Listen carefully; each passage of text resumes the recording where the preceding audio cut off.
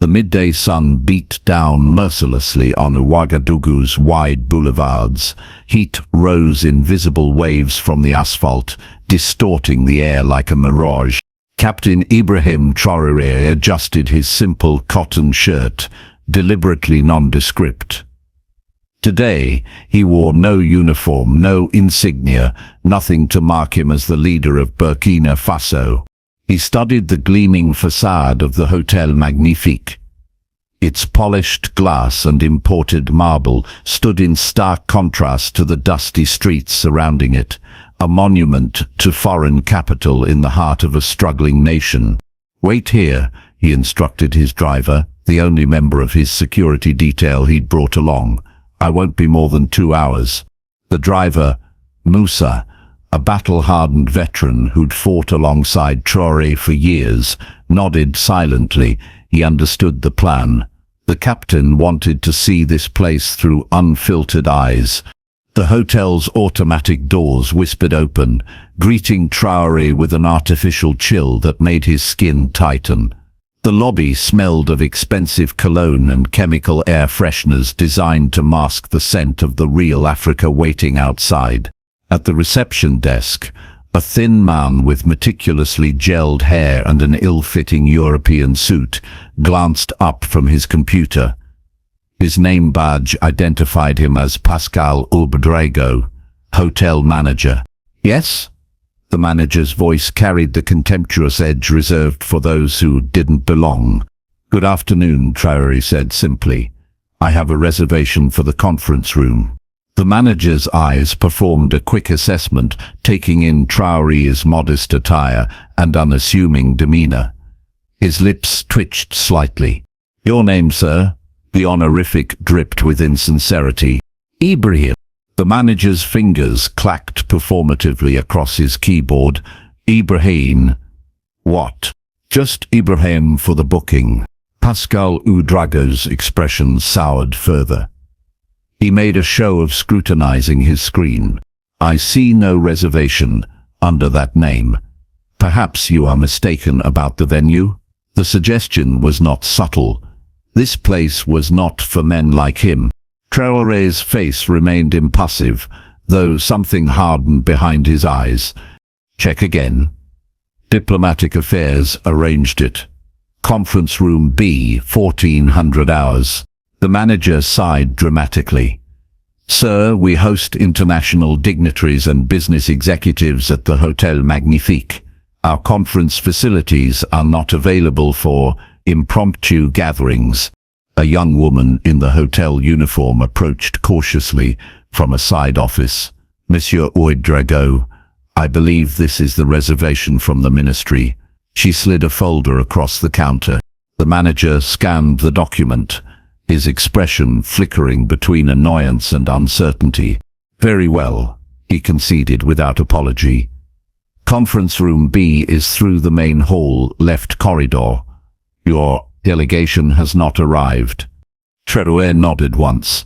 "Thank you, mademoiselle," he said to the young woman, deliberately ignoring the manager. As he turned away, the manager's voice followed him. "Sir, I must remind you that our establishment maintains certain standards. Your attendees should be appropriately attired." Traoré paused, but didn't turn back. He committed the manager's face to memory and continued walking. The conference room was impressive, all mahogany and leather, with floor-to-ceiling windows that had been treated to keep out the heat while letting in the light. A picture-perfect view of a sanitized Africa, designed to make foreign visitors feel safely removed from the actual country. Traoré sat alone at the huge table. He pulled out his phone and sent a single text message. "The fish is swimming." Then he waited. The air conditioning hummed quietly, a technological whisper drowning out the real sounds of the city beyond the glass. 3 minutes later, his phone vibrated. The message contained just one word: confirm. For 23 minutes, Traoré sat motionless, his mind calculating, remembering, planning. Anyone watching might have thought him nervous or out of place. they would have been gravely mistaken. The door opened, and 5 men entered. 3 wore business suits with identical red ties. 2 were in military uniforms bearing foreign insignia. "Gentlemen," Traoré said, rising slowly, "thank you for your punctuality." One of the suited men, European with a shock of white hair and coldly confident eyes, extended his hand. "You are not who we expected." "No," Traoré agreed, "I am not." He did not take the offered hand. White hair recovered quickly. "Where is Minister Traoré?" "Minister Traoré is indisposed. I represent the government's interests today." The foreign men exchanged glances. The tallest of them, a military attaché with Austrian bearing, cleared his throat. "We were assured this meeting would be with authorized decision-makers." "I am authorized to hear your proposal," Traoré said. His voice remained neutral, revealing nothing of the fire building within. White hair seemed to make a calculation. He placed his leather portfolio on the table. "Very well, we'll proceed." They seated themselves, these men who believed they could carve up a nation over afternoon coffee. None recognized the quiet man watching their every move. "Our consortium represents several interested parties," Whitehair began. "European, American, and Chinese investors who see tremendous opportunity in Burkina Faso's mineral wealth, particularly lithium deposits," added a bespectacled man with an American accent. "Critical for batteries, renewable energy. The future?" Traoré nodded. "And what does your consortium offer in exchange for our lithium?" The men seemed relieved at his question. Their tension visibly eased. This was familiar territory, the negotiations they had come prepared for. Investment, infrastructure, 15% royalties on extracted minerals, job creation. White hair slid glossy documents across the table.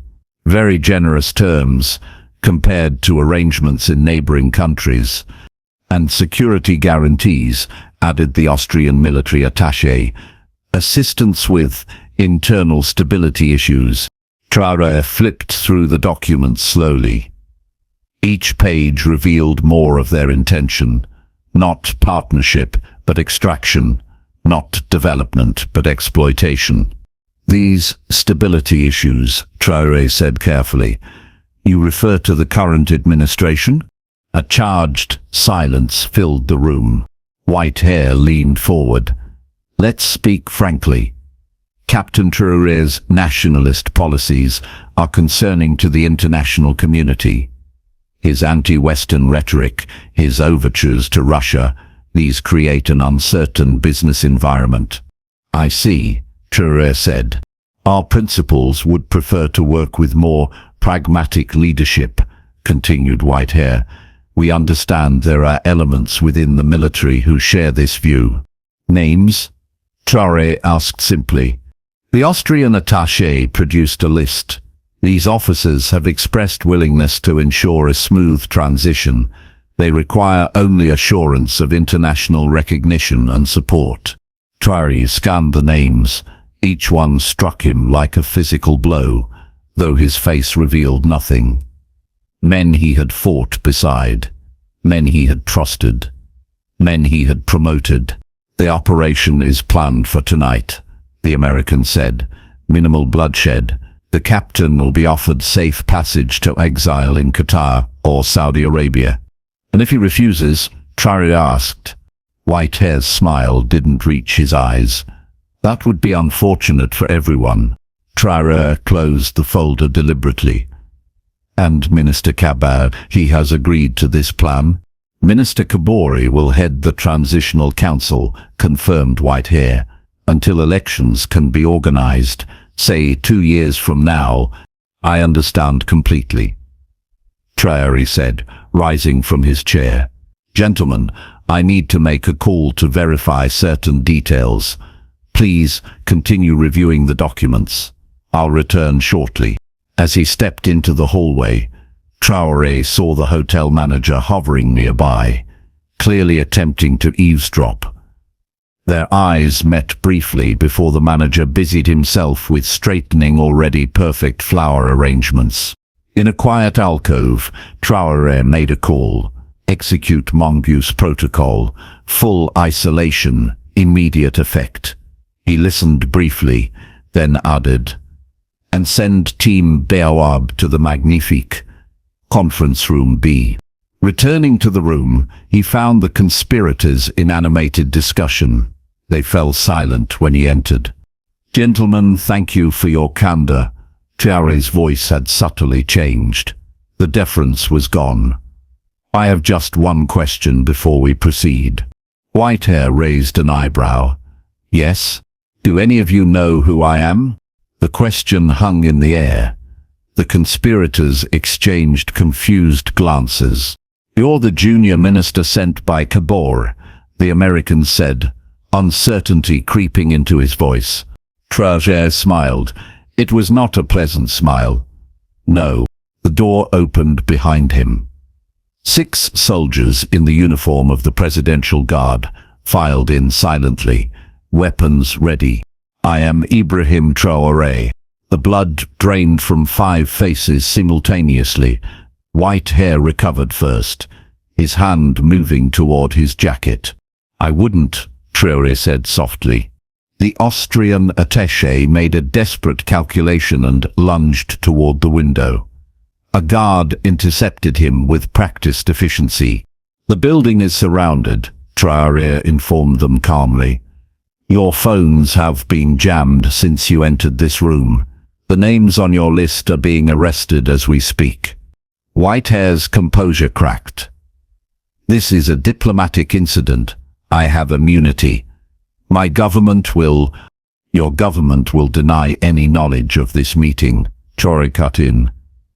Just as they denied knowledge of the assassination attempts in March. Just as they denied arming the separatists in the north. The hotel manager appeared in the doorway, his face a mask of confusion and dawning horror. Ah, Monsieur Ouedraogo, Traoré acknowledged him without turning. Please join us. I believe you expressed concerns about the appropriate attire for my meeting. The manager trembled visibly. Captain, Your Excellency, I had no idea. Clearly, Traoré's voice was ice. Your establishment maintains certain standards. I recall. Tell me, do you consider treason to meet those standards? The manager's mouth worked silently, like a fish on dry land. These men will be escorted to Camp Sangoulé-la-Misana for questioning. Traoré instructed his guards. Ensure they are treated according to international law, unlike the treatment they planned for me. As the conspirators were led away, Traoré approached the quaking hotel manager. Your hotel has been used to plan a coup against the legitimate government of Burkina Faso, he said quietly. That makes you either complicit or negligent. Which is it? Negligent, sir. I swear I knew nothing. Tears formed in the manager's eyes. We just provide the facilities. We don't monitor private meetings. Traoré studied him carefully. Yet you monitor who you believe belongs in your establishment, who looks sufficiently important, who wears the right clothes. The manager had no answer. Outside, the afternoon had tilted toward evening.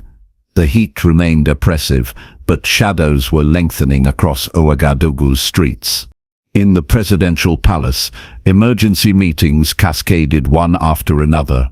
Intelligence reports confirmed what Traoré had discovered. A coordinated plot involving 3 generals, 14 colonels and the foreign interests that had cultivated them over months. The French ambassador is demanding the release of their citizen, reported the foreign minister. Tell him his cultural attaché will be released when he explains why he was planning a coup with military contractors. Traoré replied, studying a map where red pins marked the locations of arrested conspirators. The defense minister entered with fresh intelligence. Captain, we've secured all military installations. Loyalist commanders have control. The conspirators' communications have been intercepted. They were well funded. Bank transfers from shell companies in Switzerland, Cyprus and Panama. And the mining contracts they prepared? Traoré asked. Robbery in broad daylight, the Minister of Mines confirmed, disgust evident in his voice. They would have stripped our lithium reserves for a fraction of market value. Traoré nodded grimly. The hotel manager, what do we know about him? An intelligence officer consulted his tablet. Pascalo Ouedraogo, educated in Switzerland, previously worked at European-owned hotels in Abidjan and Dakar. No direct ties to the conspirators that we've found, but he cultivates relationships with Western diplomats and businessmen. Keep him under surveillance, but release him, Traoré decided. His preference for foreign wealth over his own countrymen is punishment enough. The communications director approached cautiously. Captain, the public will need to hear from you tonight. Rumors are already spreading. Traoré checked his watch. Hours had passed since the arrests began. By now, every embassy in Ouagadougou would be burning midnight oil, drafting urgent cables, attempting to distance themselves from the exposed plot. Prepare the broadcast equipment, he instructed. I'll address the nation at 8 o'clock. As his team dispersed to make arrangements, Traoré retreated to his modest office. Unlike his predecessors, he had refused the opulent presidential suite, preferring functionality over ostentation. He opened a drawer and removed a small, worn notebook. Its pages contained his personal thoughts, observations, and the evolving philosophy that guided his leadership. He began to write, forming the outline of what he would tell his people. The nation deserved truth. Not diplomatic niceties, not geopolitical euphemisms, but the unvarnished reality of what foreign powers still attempted in Africa. At precisely 8 o'clock, Traoré sat before the cameras in the palace's small broadcast room. He wore his military uniform now, the 4 stars of his rank catching the studio lights. But he had refused makeup or special lighting. The people would see him as he was, tired from a day of battling for their sovereignty, but unbowed. People of Burkina Faso, he began, his voice steady. Tonight I speak to you not just as your captain, but as a son of this soil who has witnessed both the depths of betrayal and the heights of patriotism within a single day. He leaned slightly forward, establishing intimacy with millions of viewers. This morning, agents of foreign powers gathered in our capital. They came with briefcases full of contracts designed to strip our nation of its mineral wealth. They came with lists of traitors who had agreed to sell their own countrymen for promises of power. They came as they have come to Africa for centuries, believing that everything and everyone has a price. His eyes burned with controlled intensity. They selected the Hotel Magnifique for their meeting, that gleaming monument to foreign wealth that stands in our capital while our own people struggle for clean water. There, surrounded by imported luxuries, they plotted to remove your elected leadership and replace it with puppets who would dance to foreign tunes. Traoré allowed himself a brief, grim smile. What they did not expect was that I would be there, watching, listening. What they did not expect was that the intelligence services of Burkina Faso, your sons and daughters, have been monitoring these conspirators for weeks. What they did not expect was that the Burkinabe people are no longer for sale. He reached for a glass of water, took a deliberate sip, and continued. Let me speak directly now about what was planned. Foreign interests, primarily European American and their corporate allies, sought control of our lithium deposits. This mineral, essential for batteries and green energy, lies beneath our soil in abundance. While they preach about climate change and clean energy in international forums, they plot to seize the resources they need from Africa at gunpoint. His voice took on a razor's edge. Their contracts offered us 15% of our own wealth. 15%. The remaining 85% would flow out of our country to foreign shareholders who have never set foot on our land, never felt our sun, never shared our struggles. Traoré shook his head slowly, letting the outrage of this fact sink in. And to secure this theft, they recruited traitors from within our own military and government. Men who have eaten from the same plates as their fellow soldiers, who have sworn oaths to protect this nation, but whose loyalty was purchased with foreign currency and promises of power. He lifted a sheet of paper. I hold in my hand the list of these traitors. 15 military officers, 7 government officials, 3 judges. By now they are all in custody, facing the consequences of their betrayal. They will receive fair trials, as is their right under our laws, the very laws they sought to subvert. Traoré set the paper down and looked directly into the camera. But this address is not primarily about traitors or foreign plots. It is about you, the people of Burkina Faso. It is about the future we are fighting to secure. His voice softened, becoming reflective. There was a moment today that crystallized everything for me. When I arrived at that hotel, dressed as an ordinary citizen, the manager looked at me with contempt. He saw my simple clothes, my unassuming manner, and decided I did not belong in his prestigious establishment. A slight, knowing smile crossed his face. He did not recognize me as his country's leader. But more importantly, he did not recognize me as his equal, as a man deserving of dignity regardless of title or uniform.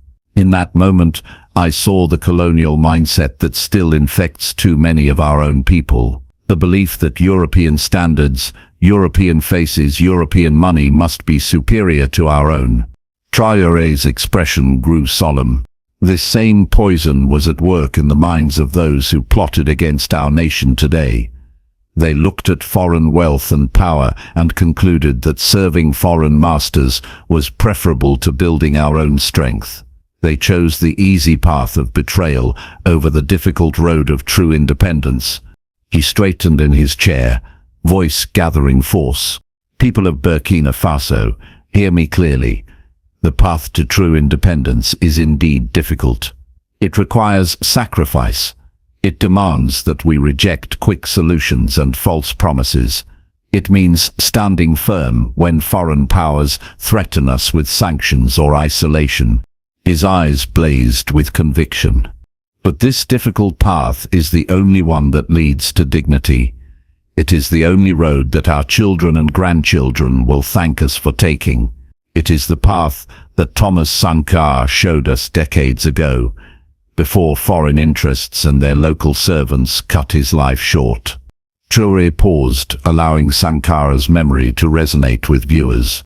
Today, we have prevented another assassination of our nation's sovereignty. But tomorrow, and the day after, and for years to come, we must remain vigilant. The wealth beneath our soil will continue to attract those who would rather steal it than pay its true value. His voice took on a teacher's measured cadence. Let me speak now about what we will do with our lithium, our gold, our cotton, our agricultural bounty. These resources belong to the Burkinabe people, all of them, not just the elite in Ouagadougou. Every gram of gold, every ton of lithium that leaves our country must generate fair value for our citizens. He ticked points off on his fingers. First, we will renegotiate all existing mining contracts. Companies that have been extracting our wealth at colonial-era rates will face a simple choice: pay fair market value or leave. Second, we will establish a sovereign wealth fund, ensuring that proceeds from our natural resources are invested for future generations, not just consumed by today's budget. Third, we will prioritize partnerships with countries that treat us with respect as equals, not as subordinates. This includes nations from every continent, but they must demonstrate that they see Africa's rise as an opportunity, not a threat. Fourth, we will accelerate our industrialization program. No longer will Burkina Faso export raw materials only to import finished goods at 10 times the price. We will process our minerals here, manufacture our goods here, add value here. Traoré's voice grew passionate. And finally, we will strengthen our military and intelligence capabilities, not to threaten others, but to ensure that never again can foreign powers and local traitors conspire to hijack our destiny. He leaned back slightly, his tone becoming reflective again. I was born in a village, not a palace. I remember fetching water before dawn, studying by candlelight when electricity was a luxury. I know the struggles of ordinary Burkinabe, because they were my struggles too. His eyes conveyed deep sincerity. When that hotel manager looked down on me today, he did not just disrespect Ibrahim Traoré. He disrespected every Burkinabe who has been judged by the simplicity of their dress, rather than the content of their character. He disrespected every African who has been made to feel small in establishments built on their own soil. Traoré's voice carried the rhythms of a village storyteller now, connecting with ancient patterns of oral tradition. There is a proverb our grandmothers tell: the chameleon changes color to match the earth, but the earth remains unchanged beneath its feet. For too long, Africa has been told to change, to adjust our governance, our economies, our cultures to please others. But we are the earth, and we will remain true to ourselves. He leaned forward, intensity building. People of Burkina Faso, mothers cradling babies, fathers returning from fields, students dreaming of better futures, elders whose wisdom guides us. You are not merely citizens of a struggling nation. You are the inheritors of ancient civilizations, the descendants of kings and queens, the children of a continent that gave birth to humanity itself. His voice thundered with conviction.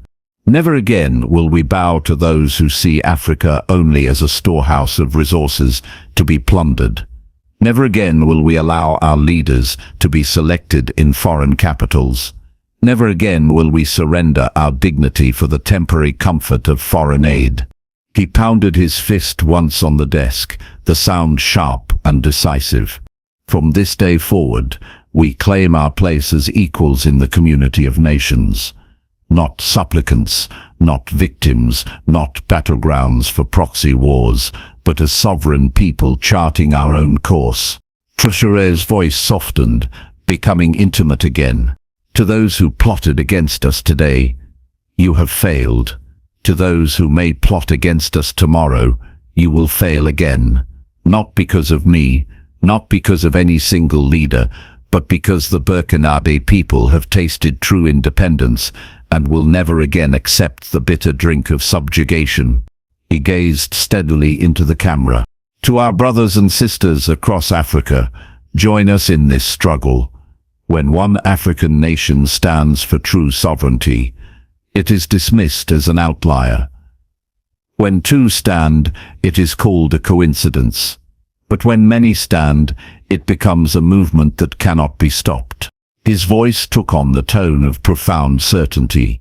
There will be costs, economic pressure, media campaigns portraying us as failures, perhaps even more direct interventions. But throughout history, no people have won their freedom without paying a price. We are prepared to pay that price because the alternative, perpetual servitude disguised as development, is unacceptable. Traoré's expression softened, becoming almost gentle. To the youth of Burkina Faso watching tonight, you are why we fight these battles. Your future must not be mortgaged to foreign interests. Your potential must not be limited by the greed of others. Study hard, learn skills, build businesses, strengthen your communities. The nation we are fighting to preserve is yours to inherit. His voice carried the weight of history and hope. And to that hotel manager who did not recognize his own president, I hold no personal grudge. But I invite you to recognize your brothers and sisters of all stations as worthy of respect. True development begins not with marble lobbies and foreign approval, but with dignity for every citizen. Traoré sat straighter, beginning his conclusion. Tonight, as darkness falls across our land, families will gather around radios and televisions discussing these events. Some will worry about international reactions or economic consequences. This is natural, but I ask you to look beyond tomorrow's headlines or next month's challenges. His eyes shone with visionary purpose. Look instead to the Burkina Faso that can be where our children attend excellent schools, built with the proceeds of our own resources, where our farmers use modern techniques to feed our people abundantly, where our entrepreneurs create businesses that compete globally, where our culture and traditions are honored, not as museum pieces, but as living wisdom guiding our development. Traoré's voice resonated with absolute commitment. This is the future worth fighting for. This is the future worth facing down coup plotters and foreign interests to protect. This is the future that Thomas Sankara glimpsed before he was taken from us. He raised his hand in a military salute. People of Burkina Faso, we have defeated a plot against our sovereignty today. But our greatest victories lie ahead, not on battlefields, but in classrooms, laboratories, farms and factories, where we will build our nation's true strength. Traoré's final words carried both steel and warmth. The dignity of Africa is non-negotiable. The sovereignty of Burkina Faso is non-negotiable. The future of our children is non-negotiable. La patrie ou la mort, nous vaincrons. As the broadcast ended, Traoré remained seated for a moment, the weight of the day settling on his shoulders. But there was no time for rest. The work of securing the nation continued. In the communication center next door, phones were already ringing. Foreign ministries, international media, regional allies, all demanding information, clarification, statements. The French ambassador is insisting on an emergency meeting, an aide reported. Schedule it for tomorrow afternoon, Traoré replied. Tonight belongs to our people. Across Ouagadougou, crowds had spontaneously gathered in public squares. The evening air vibrated with discussion, outrage, and pride. Traoré's words were being repeated, analyzed, celebrated. At the Hôtel Magnifique, Pascal Ouedraogo sat alone in his office, the television still on, his face ashen. His phone had been ringing constantly. Journalists seeking comment. Hotel owners demanding explanations, frightened staff asking if the hotel would be nationalized. He had no answers for them, only the crushing realization of his monumental misjudgment. The door to his office opened. The young woman who had recognized Traoré's reservation earlier entered, her expression unreadable. The presidential guard has left, she informed him. They said the hotel can resume normal operations. Ouedraogo nodded numbly. Did you know it was him? He asked. I recognized him immediately, she replied simply. My brother serves in his regiment. Why didn't you tell me? She considered the question carefully. Perhaps for the same reason you didn't recognize him yourself. We see what we expect to see. With that, she turned and left him to his thoughts. Outside, the night air carried sounds of independence songs not heard in years. Young voices reclaiming Sankara's anthems, old voices remembering them. The music rose above the city like a prayer, like a promise, like a declaration. In the presidential residence, Ibrahim Traoré stood at the window, listening to the distant chorus. The conspiracy had been broken, the traitors arrested, the foreign plotters exposed, but he harbored no illusions about the challenges ahead. Tomorrow would bring diplomatic protests, economic threats, media attacks. The forces that had sought to remove him would regroup, recalculate, return with new strategies. But tonight, the people of Burkina Faso stood tall. Tonight, they had glimpsed the possibility of true independence. Tonight, they had been reminded of their own worth. Traoré turned from the window and returned to his desk, where maps and reports awaited his attention. The day's events had changed something fundamental. What had begun with a hotel manager's disrespect had catalyzed a nation's awakening. The work continued. It would always continue, but now it proceeded with renewed purpose, with deepened resolve, with the knowledge that sovereignty, once truly tasted, could never again be surrendered. In the streets of Ouagadougou, under a canopy of stars, a new chapter was already being written.